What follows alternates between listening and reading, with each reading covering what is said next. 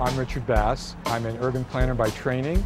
I've been working in East Harlem since 1979, and I was asked today to give a walking tour to show East Harlem to the leadership of East Harlem, how the previous zoning that was approved in 2003 was implemented, what's good, bad, and ugly about it, and where should the community go in terms of the continued rezoning of East Harlem.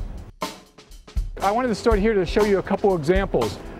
The city in 1961 did a major rezoning. North of 96th Street in Manhattan, there were no height restrictions, there was no restrictions on street wall. So if you had a big enough lot, you could push your building back, have this kind of pencil sticking out of the community. It wasn't contextual. These are examples of the success of the rezoning from 8 years ago that CIVITAS and Community Board 11 sponsored. If we look at the building at the corner, that's a R8 zone. It mandates that the building be built to the front property line or the street wall.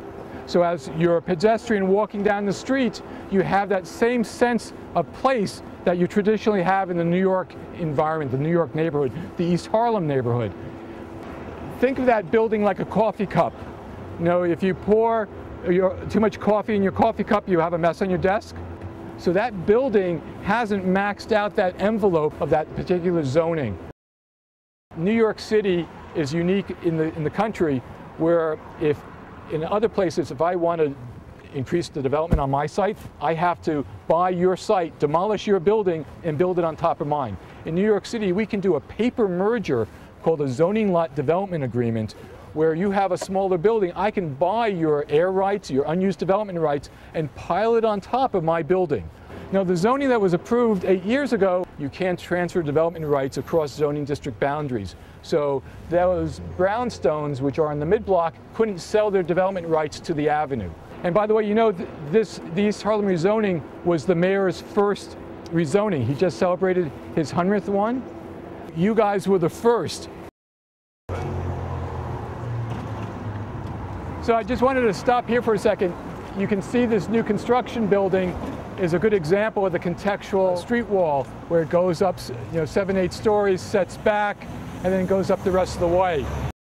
This site, this whole block, it just screams to me, build me a building. That's really a shame that you don't have a development there. Why haven't the developers taken advantage of the rezoning from 8 years ago?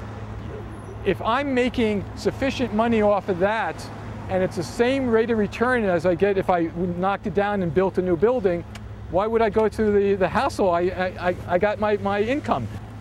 You can have the American outlet, for another generation or two, or you can, upzone that to the R9, make it worth their while, but to get an affordable housing. Because again, what the affordable housing bonus program is, that wouldn't be a full R9, it would be a lower floor, and then to bonus it up to get the affordable housing. Here's a really good building. It hugs the corner, it defines the pedestrian experience, it establishes a street wall, and then sets back. This was a vacant lot for many years. Here you have 2 towers on a base, and though this try to have the continuation of the retail experience on 3rd Avenue, it doesn't really successfully accomplish it. As you can see by the fencing and how it sets the project away from the community, this is an inappropriate urban design for East Harlem. Just wanted to stop here. See, what's interesting about this experience is here they widen the street. By widening the sidewalk here, it made this an improved pedestrian experience. But when you look down here, it's dead. They have a fence, they have grass, a blank wall across the street. If I'm walking down here late at night, there's no eyes, there's no light spillage, there's no life on the street because of the urban design. So when you do the rezoning, you require that there be ground floor retail on Lexington Avenue, that the entrances be on Lexington Avenue, because you enliven Lexington Avenue.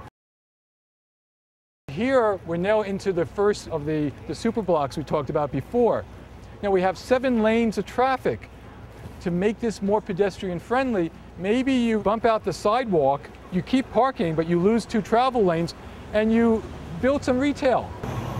There's the concept of new urbanism, where you build ground floor retail and residential above. You have a certain density, so those people come out and they live and eat on the street, and they occupy your environment. Well, that's New York City. By having a street wall that has a defined base with good lighting, it makes you invited to be there. And the more people who are there, the safer it is. Even the Rent-A-Center has glass windows. Even at night, there'll be light spillage. It makes you feel safer.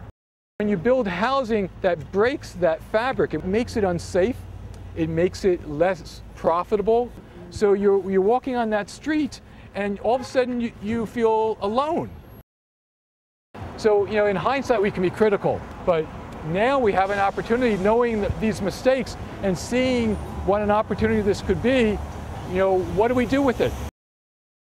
And so that's what zoning does, is it creates opportunities. And you're a powerful community board. You should steer that.